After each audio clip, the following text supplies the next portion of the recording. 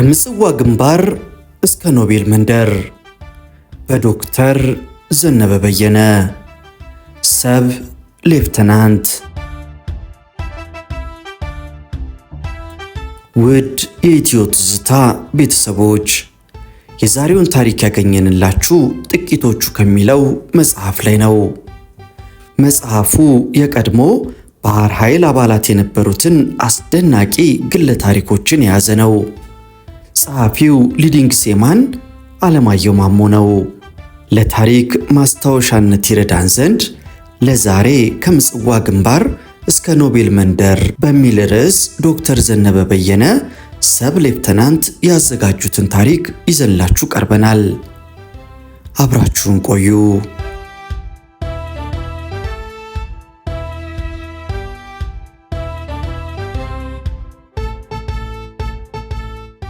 ወላጅ እናቴ ትብለጥ ገብረ ማርያም እኔን አርግዛ ሳለ በጠና ትታመማለች።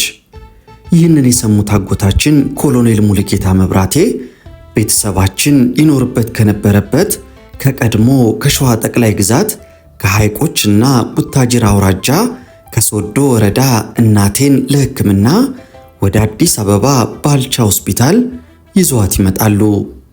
እናቴ በከፍተኛ ሁኔታ ታማ ስለነበር እርሷን ለማዳን ጽንሱ መቋረጥ ይኖርበታል በሚል ሐኪሞቹ ማንገራገር ጀመሩ።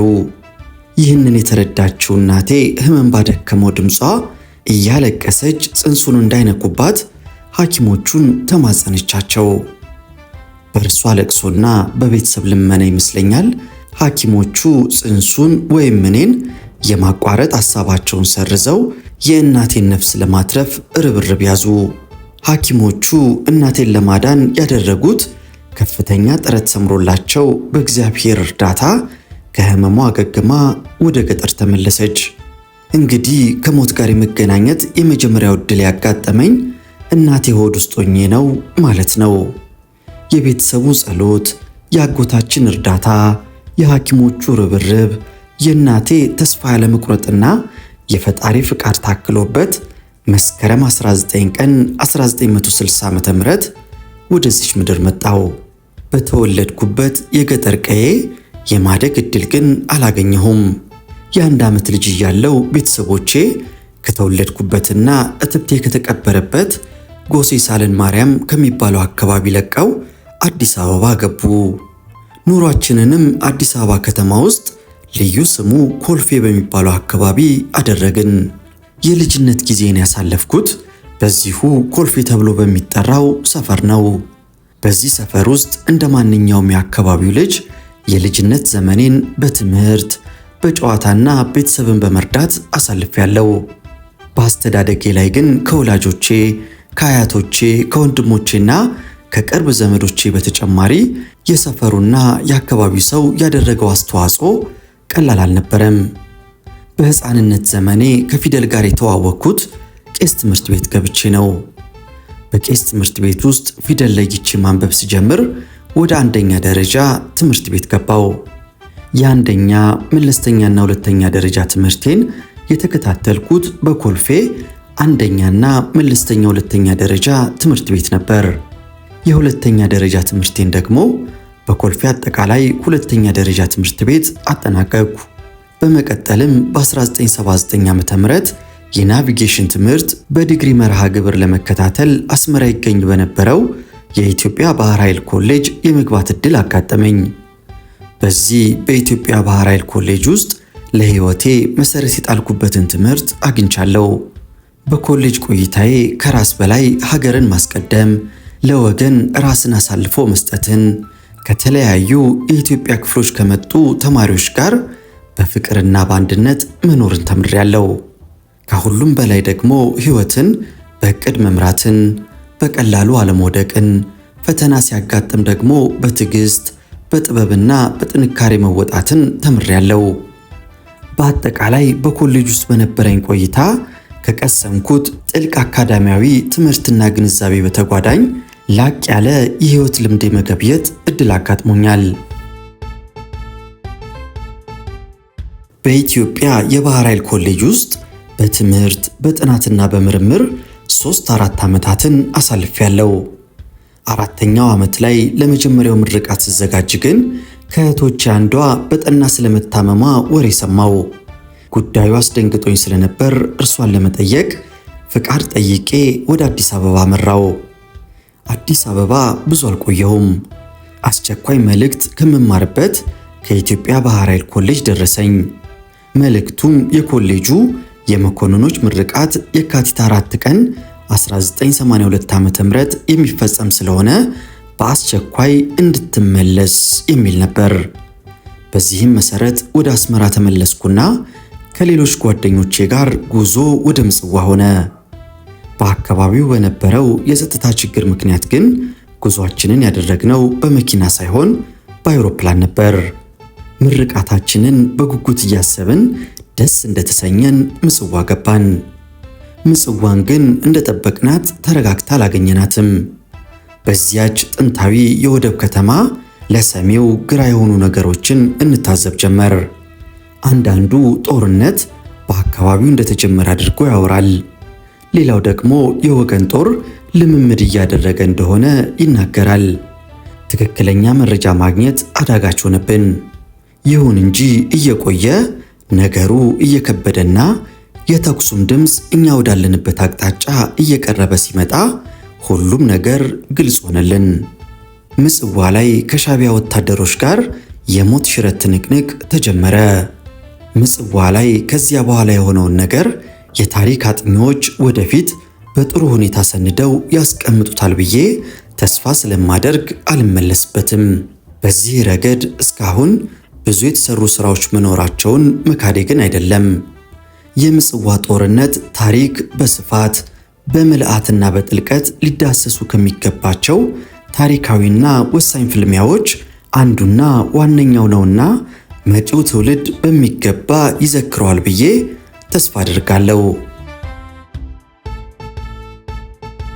በምጽዋ ጦርነት ብዙ ነገር አይቼበታለሁ። ስለ ጀግንነት፣ ስለ ደግነት፣ ስለ መተሳሰብና ከሁሉ በላይ ደግሞ ስለ ሀገር መውደድ የማልዘነጋው ትምህርት አግኝቼበታለሁ።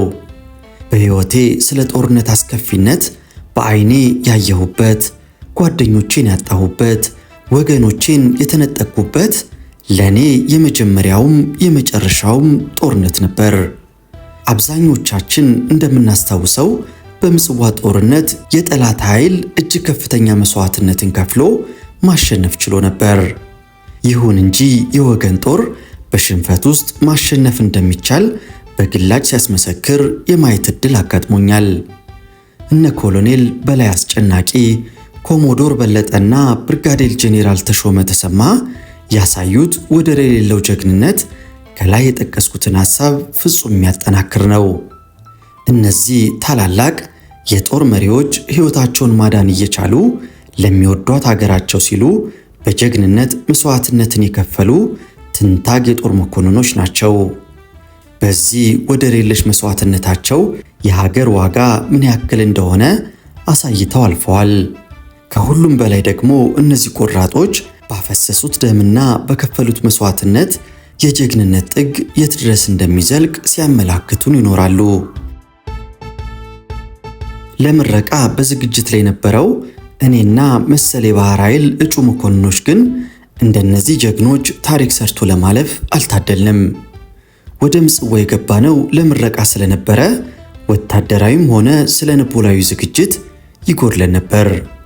በወጉ ታጥቀን ለጦርነት ባልተዘጋጀንበት በዚያ ክፉ አጋጣሚ ጠላት ከፍተኛ ጉዳት አደረሰብን። የደረሰብን ጉዳት እጅግ የከፋ ነበር። ተመራቂ ከነበርነው 16 እጩ መኮንኖች መካከል አንዱ ወንድሜ ብቻ በእግዚአብሔር እርዳታ ማምለጥ ሲችል፣ 7ታችን በሻቢያ መዳፍ ውስጥ ወደቅን። ሌሎቹ 8ቱ ወንድሞቻችን ግን ስለ ሀገራቸው መስዋዕትነትን ተቀበሉ። የኛም ከጦርነቱ መትረፍ ሌላው የፈጣሪ ጥበቃ የታየበት ነበር። የጦርነቱ አካሄድ እንደተበላሸ ሲታወቅ ወገንን ወደ ዳህላክ ደሴት ለመውሰድ አንድ መርከብ ትመጣለች። መርከቧ ላይ ብዙ ሰው ይጫናል። እኔና አንድ ጓደኛዬ ከተሳፈሩት ውስጥ ነበርን። መርከቧ ስትመጣ የንፋሱ አቅጣጫ ከባህሩ ወደ መሬት ስለነበረ መርከቧ የምትንሳፈፍበት በቂ ውሃ ነበረ። ጭነቷን ጨርሳ ልትነሳ ስትል ንፋሱ አቅጣጫ ቀይሮ ከመሬት ወደ ባህር ይነፍስ ጀመር። በዚህም ሳቢያ ውሃው ከመርከቧ ስር ጨርሶ ሸሸና መርከቧ ውሃ አልባ ከሆነው ከባህሩ ወለል ጋር ተሰፍታ ቀረች። በባህረኞች ቋንቋ ግራውንድ አደረገች። እኔና ጓደኛዬ የመርከቧ የታችኛው ወለል የህይወት አድን መንሳፈፊያ ጃኬት ለመፈለግ እንደወረድን መርከቧ በከባድ መሳሪያ ትመታለች። በጥቃቱም በመርከቧ ላይኛው አካል ላይ ከነበሩት አብዛኞቹ በሚያሳዝን ሁኔታ ተሰውተዋል። የህይወት አድን መንሳፈፊያ ጃኬት ለመፈለግ ወደ ታች ባንወርድ ኖሮ በህይወት የመትረፍ ሁኔታ የማይታሰብ ይሆን ነበረ። የፈጣሪ ጥበቃ ያንን ክፉ ሰዓት እንድናልፍ ረድቶናል። ያ ሁሉ አልፎ ዛሬ የደረስኩበት ደረጃ ላይ ብደርስም እስከ ዛሬ መልስ ያላገኘሁላቸው ጥያቄዎች አሁንም በአእምሮዬ ላይ ይመላለሳሉ። እኛ እንዴት ተረፍን? እነዚያ ሮጠው ያልጠገቡ ልጆች እንዴት ተቀጥፈው ቀሩ? የሚሉትን ጥያቄዎች ዘውትር እያነሳው ራሴን ብጠይቅም ዛሬም መልስ አላገኘሁም። እርግጥ ነው ፈጣሪ ሁሉንም ነገር የሚያደርገው በምክንያት እንደሆነ አውቃለሁ። በሞትም ውስጥ ሕይወት እንዳለ አምናለሁና እነዚያ ከጎናችን ተነጥቀው የሄዱት ወንድሞቻችን ከዚያ ፈተናና ማስመሰል ከበዛበት ዓለም ተለይተው ከአምላካችን ጋር እንደሆኑ ይሰማኛል። ነገር ግን አንድ ነገር ጠንቅቄ ያውቃለሁ። ይኸውም እነርሱ ሞተው ፈጣሪ እኔን ሊያተርፈኝ የቻለው አንዳችም የጽድቅ ሥራ ኖሮኝ አይደለም። የተረፍኩት ምናልባትም በዚህ ምድር ላይ ቆይቼ የሰው ልጅ አገለግል ዘንድ ፈጣሪ አስቀድሞ ስላቀደ ይመስለኛል። በሻዕቢያ እጅ ከወደቅም በኋላ ያሳለፍነው ሕይወት በጣም አስቸጋሪ ነበር። በተለይ በባዶ እግራችን ከምጽዋ ተነስተን ሳህል በረሃ ድረስ ያደረግነው ጉዞ በፍጹም አይረሳኝም። ይህ ጉዞ የፈተናዎቻችን ሁሉ መጀመሪያ፣ የመከራዎቻችን ሁሉ መንደርደሪያ ነበር። ወደ ሳህል በረሃ ጉዞ በጀመርንባቸው የመጀመሪያዎቹ ቀናት በአንድ ቀን እጅግ አቧራማ በሆነ ሰፊ መሬት ላይ እንድንቀመጥ ጠባቂዎቻችን አዘዙን። ቦታው ለመቀመጫ የሚሆን ምንም አይነት ሳር ወይም ድንጋይ ነገር የለውም። ምኑ ላይ እንደምንቀመጥ ግራ ተጋባን። እነርሱ ግን እንደገና እንድንቀመጥ አዘዙን። ምን እናድርግ?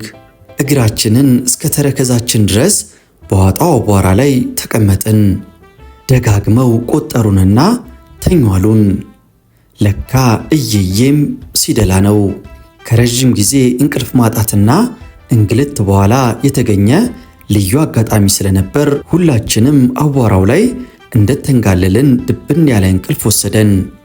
ጠዋት ስንነሳ ፊታችን በአቧራ ተሸፍኖ የወፍጮ ቤት ሰራተኞች መስለን ነበር።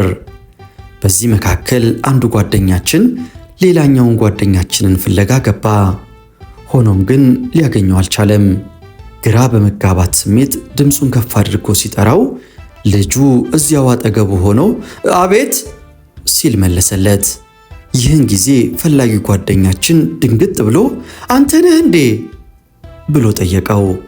ተፈላጊው ደግሞ አዎ እናቴ ትሙት እኔ ራሴ ነኝ ብሎ በዚያ ስቃይ መካከል ሁላችንንም እንዴት እንዳሳቀን ዛሬም ድረስ አስታውሰዋለሁ።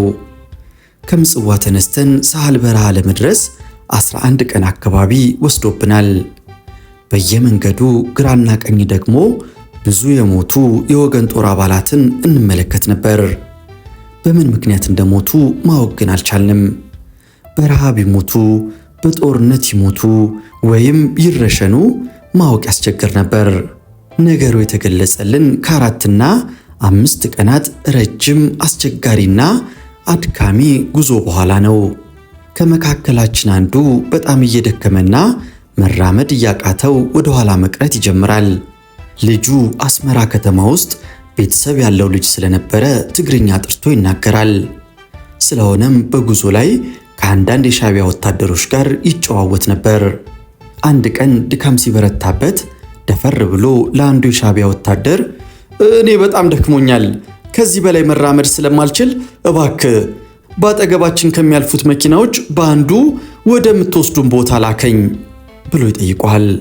ጓደኛችን ይህንን ጥያቄ እንዲጠይቅ የገፋፋው ጠዋት ማታ ለቆጠራ ስንቀመጥ አንዱ የሻዕቢያ ወታደሮች አለቃ ከደከማችሁና መራመድ ካቃታችሁ ከጠባቂዎቻችሁ ለአንዱ አሳውቁትና በመኪና እንድትሄዱ ይደረጋል ይለን ስለነበረ ነው።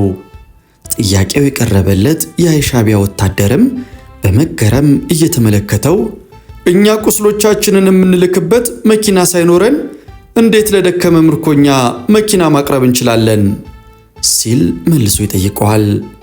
ጓደኛችን አልታረመም። ቀደም ሲል የሻዕቢያ ወታደር አለቃ የነገረንን መረጃ ይነግረዋል። የሻዕቢያ ወታደርም ስማ፣ ወደዚህ ስትመጣ በየመንገዱ ዳር ወድቆ ካየው አስክሬን አብዛኛው ደክመው መሄድ ሲያቅታቸው የተገደሉ የኢትዮጵያ ወታደሮች ናቸው። መገደል ካልፈለክ በስተቀር በርትተህ ጉዞውን ብትቀጥል ይሻልሃል ይለዋል። ይህንን የሰማው ጓደኛችን ዳግመኛ ያችን ጥያቄ አላነሳም። የድካምን ወሬ እርግፍ አድርጎ ትቶ ፊት ለፊት እየመራ ሳህል በረሃ ገባ። በዚያ የሞት ሽረት ጉዞ ላይ ብዙ ነገሮችን ታዝቤያለሁ። የጠላትን ጭካኔ፣ የወገንን መተሳሰብና የመንፈስ ጥንካሬ በየዕለቱ እከታተል ነበር። ከእንዲህ አይነቱ አጋጣሚ የማልዘነጋው ከውሃ ራሽናችን ጋር የተያያዘውን ገጠመኝ ነው። ውሃ የምናገኘው በቀን 1 ጊዜ ወይም አልፎ አልፎ 2 ጊዜ ነበር። ጠዋትና ማታ ለእያንዳንዳችን በሳልሳ ወይንም በዝግኒ ቆርቆሮ ተለክቶ ይሰጠናል። ይሁን እንጂ የተሰጠንን ውሃ ምንም ትንሽ ቢሆን ጨርሰን አንጠጣውም ነበር። ትንሽ ጉሮሯችንን ካራስንና አፋችን እንዳይደርቅ ካደረግን በኋላ ውሃ ጥም እያንገበገበን ያስተረፍነውን ውሃ አጠራቅመን በመካከላችን ያሉት ቁስለኞች ቁስል እንዲታጠብበት እናደርግ ነበር። በመንገዳችን ላይ ወንዝ ከተገኘማ ትልቅ ደስታ ነበር። ጥማችን እስኪቆረጥ ድረስ የምንጠጣው ያኔ ብቻ ነው። ሁሌም የሚገርመኝ ግን ያንን ቆሻሻ የወንዝ ውሃ ጠጥተን አንዳችንም በውሃ ወለድ በሽታ አለመጠቃታችን ነው። ይህ ነገር አሁንም ድረስ ወደ ኋላ ተመልሼ ሳስበው እንቆቅልሽ ይሆንብኛል። እንግዲህ ከዚህ አይነቱ ረዥምና ትዕግስት አስጨራሽ ጉዞ በኋላ ነበር ሳህል በረሃ ወደሚገኘው እስር ቤት የደረስነው። በዚህ እስር ቤት ውስጥ ወደ 2 ዓመት የሚጠጋ የመከራ ጊዜ አሳልፈናል። በእስር ቤት ውስጥ ባሳለፍናቸው በእነዚያ መራር ዓመታት ነፍሳችንን ያተረፍነው በሚሰጠን ቁንጣሪ ዱቄት ቂጣ የሚመስል ነገር ጋግረን እየተመገብን ነው። ያችን አንጀት ጠብ ማትል ሽራፊ ቂጣ በልተን ቁጭ ብለን እንድንውል አይፈቀድልንም። ቀንና ሌሊት በከባድ የጉልበት ሥራ መከራችንን እናይ ነበረ። መሬቱ እንደ እሳት በሚፋጅበት በዚያ በረሃ መንገድ አነጥፈናል።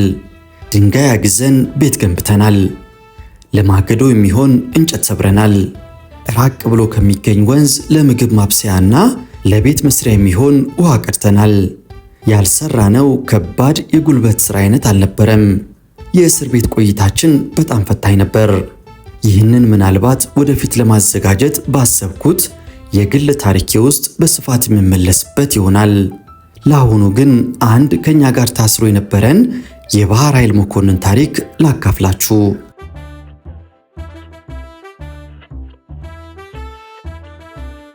ይህ የባህር ኃይል መኮንን እስከ ዛሬ ወደር ያላገኘሁለት አዋቂ ሰው ነበር። መኮንኑ በሳይንስ፣ በጤና፣ በፍልስፍና፣ በታሪክና በፖለቲካ ላይ ከፍተኛ እውቀት ያለው ሰው ነበረ። አዋቂነቱ የተመሰከረለት ነውና አብዛኛው እስረኛ ጥያቄ ሲኖረው የሚያመራው ወደዚሁ መኮንን ነበር። ይህንን መኮንን ሌላው ልዩ የሚያደርገው ነገር ደግሞ ድፍረቱ ነበር። በእኔ ግምት በዚህ ምድር ላይ እርሱ የሚፈራው አንዳች ነገር ያለ አይመስለኝም። ፖለቲካ ሊሰብኩን ከሚመጡ የሻዕቢያ ካድሬዎች ጋር ያለ አንዳች ፍርሃት በተደጋጋሚ ይጋጫል። ብዙ ደክመው በመረጃና በማስረጃ ደግፈው ያመጡትን ሐሳብ ወይም ጉዳይ ዋጋ ያሳጣባቸዋል። አላዋቂነታቸውን በግልጽ እያሳየ ያዋርዳቸዋል። አንድ ጊዜ አንድ የሻዕቢያ ካድሬ የኢትዮጵያ ታሪክ ከ100 ዓመት አይበልጥም፣ እያለ ሰፋ ያለ ዲስኩር ሲያሰማ ይህ መኮንን እጁን አወጣ። ካድሬው የመናገር ዕድል ሲሰጠው እንዳንተ አባባል ከሆነ የኢትዮጵያ ታሪክ ከ100 ዓመት ያነሰ ነው።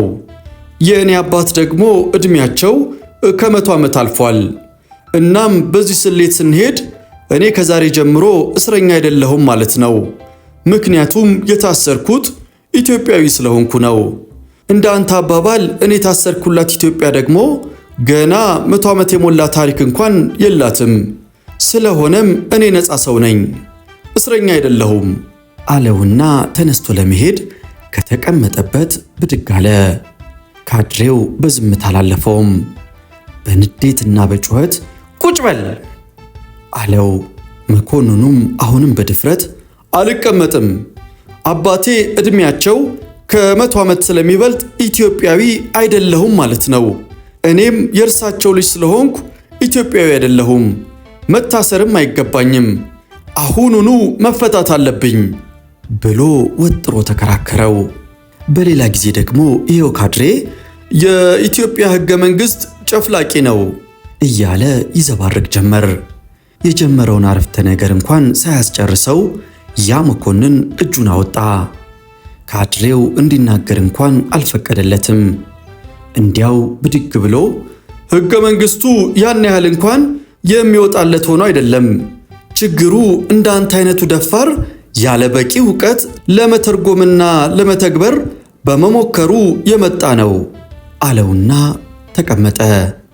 ይህንን ሲሰማ ካድሬው በንዴት ጋመ። ያቺ በጥቂቱ እንኳን የሚያውቃት አማርኛ ጠፍታበት በትግርኛ ጀምሮ በአማርኛ ዝብርቅርቁ የወጣ ነገር ሲለፈልፍ ቆይቶ ጥሎን ሄደ። ከወራት በኋላ ደግሞ እንደተለመደው የፖለቲካ ስብከታቸውን ሲሰብኩ አንዱ ጓደኛችን ይነሳና ሐሳቡን በምሳሌ ያስረዳል። በትክክል ካስታወስኩት ምሳሌው የተለያዩ እንስሳትን የሚጨምር በጣም ኃይለኛ መልእክት ያዘለ ነበር።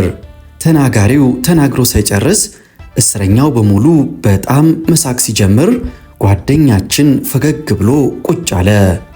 ሲሰብከን የነበረው ካድሬ ግን ጓደኛችን ስለተናገረው ነገር ምንም አልገባውም ነበርና ለጊዜው ምንም አልተናገረም። ይሁን እንጂ የኛ ያለማቋረጥ መሳቅ በእጅጉ አናዶት ስለነበር በተቀመጥንበት ጥሎን ሄደ። ስለ ምሳሌው ማን እንዳብራራለት አናውቅም።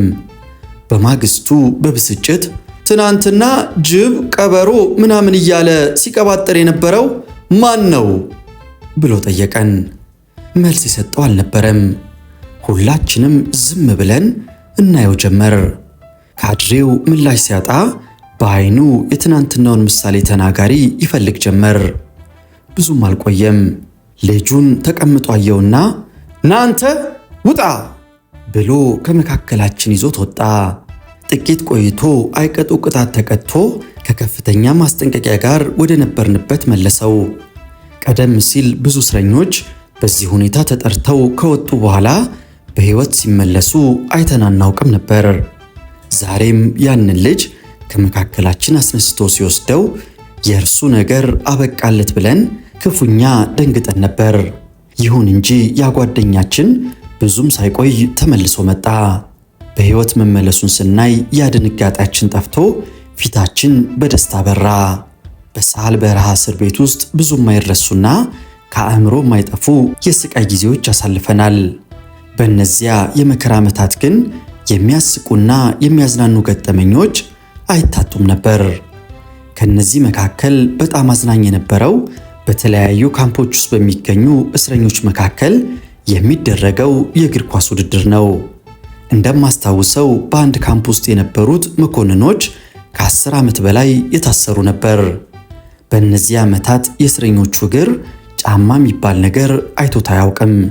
እንዲሁ በባዶ እግራቸው እንዲንከራተቱ የተፈረደባቸው ናቸው። ከ10 ዓመት በላይ ያለ ጫማ ስለቆዩ ግን የእግራቸው ጥንካሬ በጣም ያስደንቅ ነበር።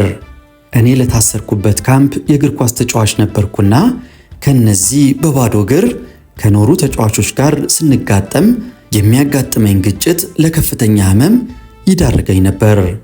ከነርሱ ባዶ እግር ጋር የሚደረግ ግጭት በወታደር ጫማ የመረገጥን ያህል ያም ነበር።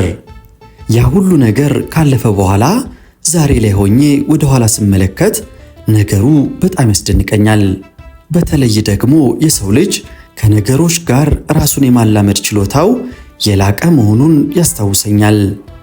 እንግዲህ በተለያዩ ፈተናዎች የታጀበው የእስር ጊዜያችን በ1984 ዓ.ም በህዳር ወር ተጠናቆ ወደ የቤተሰቦቻችን ለመቀላቀል ችለናል።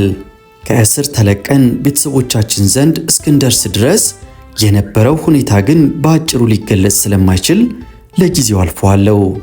የእስር ጊዜን ጉዳይ በዚህ ልክታና ወደ አስመራ ያደረግኩትን ዳግም ጉዞ ላስታውስ። ከእስር ተፈተን ከቤተሰብ ጋር ከተቀላቀለን ጊዜ ጀምሮ የአብዛኛዎቻችን ሐሳብ እንዴት ትምህርታችንን እንቀጥላለን የሚለው ነበር።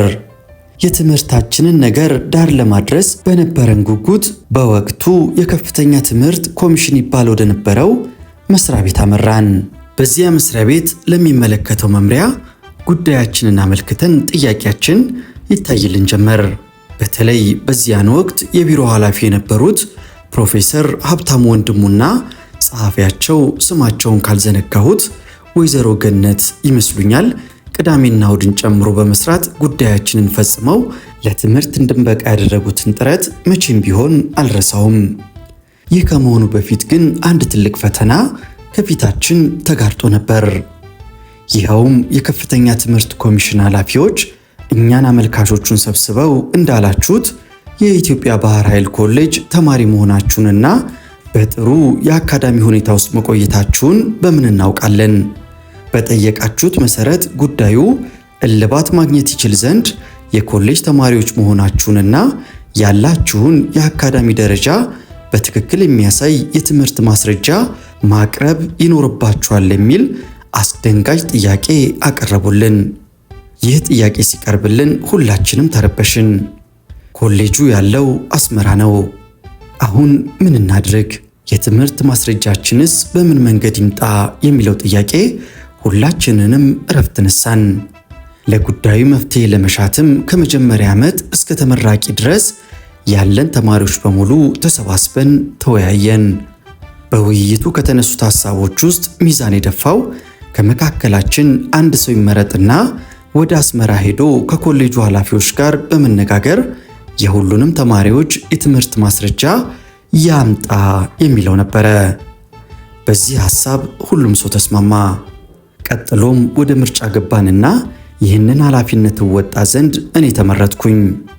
አላቅማማሁም። ወደ አስመራ ሄጄ ይህንን ኃላፊነት ለመወጣት ተስማማው። ነገር ግን ይህ አስመራ ጉዞዬ ለቤተሰቦቼ ትልቅ ዱብዳ ሆነባቸው። ወላጆቼም ለምን ተርፌ በሕይወት ተመለስኩ ብለህ እንዲገድሉህ ነው ወይ ዳግመኛ የምትሄደው? ምን ነው ልጄ፣ ምን አደረግነ? እንዲያው ለእኛ ሳታዝንም አንተ ወደዚያ ተመልሰ ሄደ ምን እንቅልፍ ይኖረናል?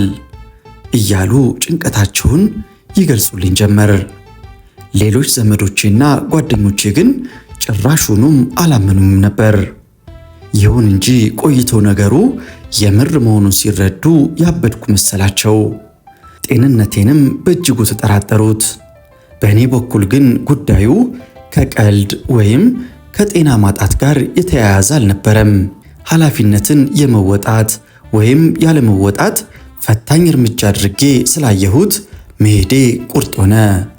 ለጉዞ ይረዳኝ ዘንድ ግን በወቅቱ ከነበረው የመከላከያ ሚኒስቴር የትብብር ደብዳቤ ማግኘት የግድ ያስፈልገኝ ነበር። በእግዚአብሔር እርዳታ ደብዳቤውን አስጨርሰን የጉዞ ዝግጅት ተጠናቀቀ። ቤተሰቦቼ ባይስማሙም የትምህርት ጉዳይ የሕይወት ጉዳይ በመሆኑ ለመሄድ ቆርጬ ነበር። ጓደኞቼ የሰጡኝን ኃላፊነት ለመወጣት ከመሄድ ሌላ ምንም አማራጭ እንደሌለኝ አስረግጬ በማስረዳት ጉዞዬን ወደ አስመራ አደረግኩ። የጉዞዬ ወጪ የተሸፈነው የትምህርት ማስረጃ እንዲመጣለት የፈለገ የቀድሞ የባህር ኃይል ኮሌጅ ተማሪ በሙሉ ባዋጣው ገንዘብ ነበረ። አስመራ እንደደረስኩ መጀመሪያ የሄድኩት ተማሪ በነበርንበት ጊዜ ጓደኛችንና የፎቶ ደንበኛችን ወደ ነበረው ሰው ቤት ነበረ። ሲያየኝ አይኑን ማመን አልቻለም ነበር። ሰላምታ ከተለዋወጥን በኋላ ትኩር ብሎ እያየኝ ራሱን ይነቀንቅ ጀመር። ዳግመኛ በሕይወት በመገናኘታችን ተገርሟል። ስለ ሌሎቹ ጓደኞቻችን በምን ሁኔታ ውስጥ እንዳለፍንና አሁን ስላለንበት ሁኔታ ጠየቀኝ። እኔም ባጭሩ መለስኩለትና የመጣሁበትን ጉዳይ ነግሬው አስመራ ስላለው ሁኔታ ጠየቅኩት። እርሱም አሁን አስመራ ውስጥ ምንም የሚያሰጋ ነገር የለም፣ ሁሉም ነገር ሰላም ነው። የእኔን እርዳታ የምትፈልግ ከሆነ አታስብ፣ ምንጊዜም ቢሆን ልረዳ ዝግጁ ነኝ አለኝና ተለያየን።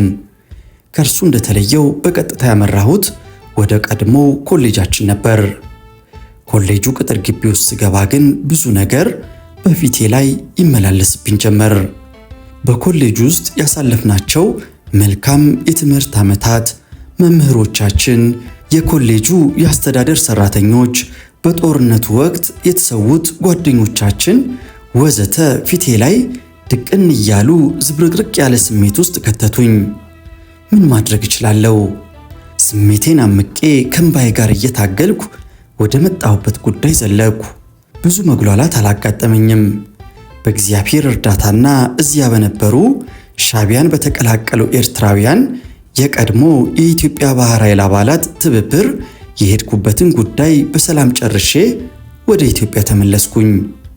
በዚህ አይነት መንገድ የትምህርት ማስረጃችንን ይዤ መመለሴ ለብዙ ጓደኞቻችን ጥሩ የዕድል በር ከፍቷል። አዲስ አበባ እንደገባው ከአስመራ የመጡትን የትምህርት ማስረጃዎች ይዘን በቀጥታ ወደ ከፍተኛ ትምህርት ኮሚሽን ጽሕፈት ቤት ሄድን። ኮሚሽኑም ማስረጃዎቹን ፈትሾ ኮተቤ መምህራን ትምህርት ኮሌጅ መደበን። በእርግጥ ለአብዛኞቻችን ይህ ጥሩ ዜና አልነበረም። ነገር ግን ሌላ አማራጭ ስላልነበረን ምደባውን ተቀብለን ወደ ኮተቤ መምህራን ትምህርት ኮሌጅ አመራን።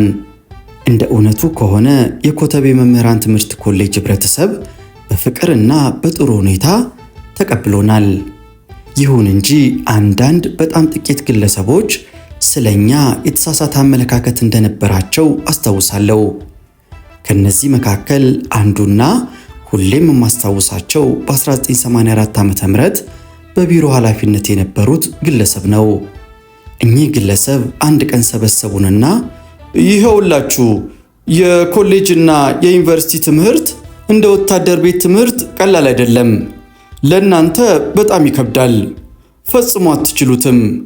ስለዚህ ከዲግሪ መርሃ ግብር ወደ ዲፕሎማ መርሃ ግብር ለውጡና ለመማር ሞክሩ፣ ጥረትም አድርጉ። አለበለዚያ በአንደኛ ወሰን ትምህርት ማብቂያ ላይ በውጤት ማነስ ተባራችሁ ከኮሌጅ ትወጣላችሁ በማለት ምክር ይሁን ማስፈራሪያ ያለየለትን ነገር ነገሩን።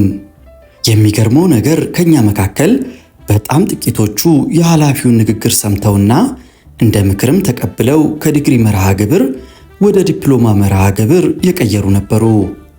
አብዛኞቻችን ግን ግድ የለም ሞክረነው ሲያቅተን ሌላ መፍትሄ እንፈልጋለን እንጂ ገና ትምህርቱን ሳንጀምር ፈርተን ወደ ዲፕሎማ መርሃ ግብር አንገባም ብለን ትምህርታችንን በተመደብንበት የዲግሪ መርሃ ግብር በትጋት ቀጠልን። እንዳያልቅ የለም የወሰነ ትምህርቱ ጊዜ በፈተና ተጠናቀቀና ውጤት ወደ መጠባበቅ ተገባ። ውጤቱ ሲለጠፍ በአብዛኛው ከባህር ኃይል ኮሌጅ የመጣነው ተማሪዎች በየትምህርት ክፍሉ ከፍተኛ ውጤት አስመዘገብን። በአንጻሩ በሁለተኛ ደረጃ ትምህርት ማጠቃለያ ወይም ማትሪክ ውጤት ከገቡ ተማሪዎች አብዛኞቹ የማለፊያ ውጤት ብቻ አስመዝግበው ሲቀጥሉ፣ ጥቂት የማይባሉ ተማሪዎች ደግሞ በውጤት ማነስ ከኮሌጅ ተባረሩ። በዚህ ወቅት አንዳንዶቹ ውጤታችን ከባህር ኃይል ኮሌጅ ከመጡት ጋር ሳይሆን ለብቻችን ይታይልን የሚል ጥያቄም አቅርበው እንደነበረ አስታውሳለሁ። አንዳንድ ሰው በተፈጥሮ ሌሎችን ዝቅ አድርጎ የማየት ልምድ አለው። ይህ ልምድ ደግሞ በጣም ጎጂ ነው። ሰው መገመት ያለበት በስራውና በውጤቱ እንጂ ባህር ኃይል፣ አየር ኃይል ወይም ወታደር ቤት ስለነበረ በሌሎች ኮሌጆች ውስጥ ገብቶ የመማር አቅም የለውም ብሎ ማሰብ ፍጹም ስህተት ነው። ሰዎች በነገሮች አለመገጣጠም፣ በተሳሳተ ውሳኔ፣ በሌሎች ምክር፣ በስሜታዊነትና በመሳሰሉት ምክንያቶች ራሳቸውን ያልሆነ ቦታ ሊያገኙት ይችላሉ። ይህንን ተመልክቶ ግን እነዚያ ሰዎች በአስተሳሰብ ወይም በአቅም ከሌሎቹ በታች ናቸው ብሎ ማሰብ በጣም ስህተት ነው። ሰዎችን በሰውነታቸውና በአስተሳሰባቸው እንጂ ከመጡበት ወይም ካሳለፉት ነገር በመነሳት መመዘን ተገቢ አይደለም፣ ስህተት ውስጥ ይጨምራል። ለዚህ ደግሞ እኛ ከባህር ኃይል ኮሌጅ ወደ ኮተቤ መምህራን ኮሌጅ የተዘዋወርን ተማሪዎች ጥሩ ምሳሌዎች ነን። በቢሮ ኃላፊው አይን ለትምህርቱ በቂ ሳንሆን አንሰን ታይተናል። በእውነተኛው ሚዛን ግን አንሰን አልተገኘንም። ከዚህ የምንማረው ትልቁ ነገር በማንኛውም ፈተና ውስጥ ቁርጠኝነትና ተስፋ ለመቁረጥ ከታከለበት የታሰበበት ቦታ ለመድረስ የሚያቅት አለመሆኑን ነው። የኮሌጅ ቆይታችን ሌላ ራሱን የቻለ ታሪክ ሲሆን ለዚህ ጽሑፍ ያህል ይህንን ላካፍላችሁ። በሻዕቢያ ስንያዝ የ4ኛ ዓመት ተማሪዎች ነበርን። ወደ 2 ዓመት የሚጠጋ ጊዜ ደግሞ በእስር አሳልፈናል። በኮተቤ መምህራን ትምህርት ኮሌጅ የተገኘነው በአጠቃላይ 6 ዓመታት ባክነውብን ነው። አብረን የምንማራቸው ተማሪዎች ደግሞ ከሁለተኛ ደረጃ ትምህርት ቤት በቀጥታ የመጡ ናቸው። ስለዚህ በትምህርት ስንወዳደር የነበረው ልናስተምራቸው ከምንችላቸውና በዕድሜ ከምንበልጣቸው ተማሪዎች ጋር በመሆኑ ለልጆቹ ጥሩ አልነበረም። ለምሳሌ እኔ ከእንግሊዝኛ ትምህርት ክፍል የመጀመሪያ ሆኜ ስጨርስ ሌሎቹን ሁሉ በእውቀት በልጫቸው አይደለም፣ በእውቀት የሚበልጡኝ ብዙ ነበሩ። ለእኔ ውጤት ትልቁ አስተዋጽኦ ያደረገው በእነዚያ ባሳለፍኳቸው 6 ዓመታት ውስጥ ያገኘሁት ልምድ ነው። ከዚያ ልምድ በመነሳት ስራዎቼን በሰዓቱ በጥንቃቄና በወጉ መስራት ችዬ ነበር።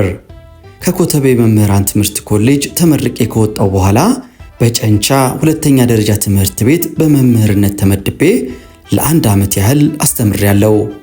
በኋላ ደግሞ ዲላ ዩኒቨርሲቲ የማስተማር ዕድል አግኝቼ ለ2 ዓመታት ያህል በዩኒቨርሲቲ ውስጥ አገልግያለሁ።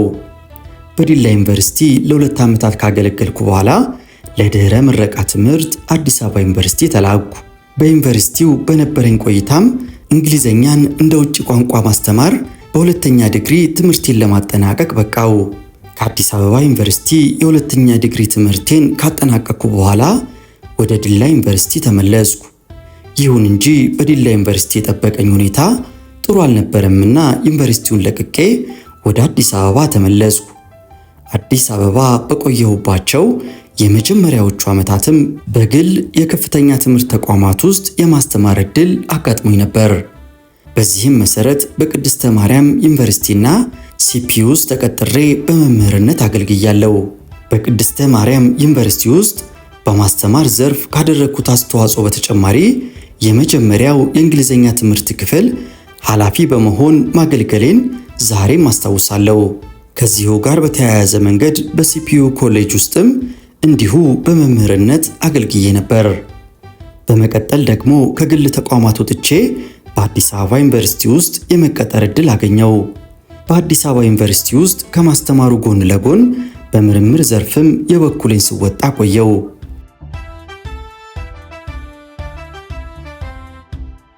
ውድ የኢትዮ ትዝታ ቤተሰቦቻችን ከምጽዋ ግንባር እስከ ኖቤል መንደር በሚለው የዶክተር ዘነበ በየነ ታሪክ ሰፊ ነው። እንግዲህ በኤርትራ በረሃ ያንን ሁሉ መከራ አልፈው አዲስ አበባ ከመጡ በኋላም ኮተቤ ዩኒቨርሲቲ ኮሌጅ እና አዲስ አበባ ዩኒቨርሲቲ ኮሌጅ ተምረው በግልም በመንግስትም ከፍተኛ ዩኒቨርሲቲዎች ውስጥ የማስተማር ዕድል ካገኙ በኋላ ኑሯቸውን በሀገር አሜሪካና በተለያዩ ቦታዎች ላይ ማድረግ ችለው ነበር። ታሪካቸው ሰፊና የሚያስገርም ነው። ሙሉ ታሪኩን ማንበብ ለምትፈልጉ ጥቂቶቹ ከሚለው የኢትዮጵያ ባህር ኃይል አባላት አስደናቂ ግለ ታሪኮች ውስጥ ያገኙታል። በዓለማየሁ ማሞ ሊዲንግ ሴማን ተጽፎ ተዘጋጅቷል። ለዛሬ ግን እኛ የዶክተር ዘነበ በየነን ታሪክ እዚህ ጋር እናበቃለን። በቀጣይ በአዲስ ታሪክ እንገናኝ። ይህም የኢትዮጵያ ታሪክ ነው።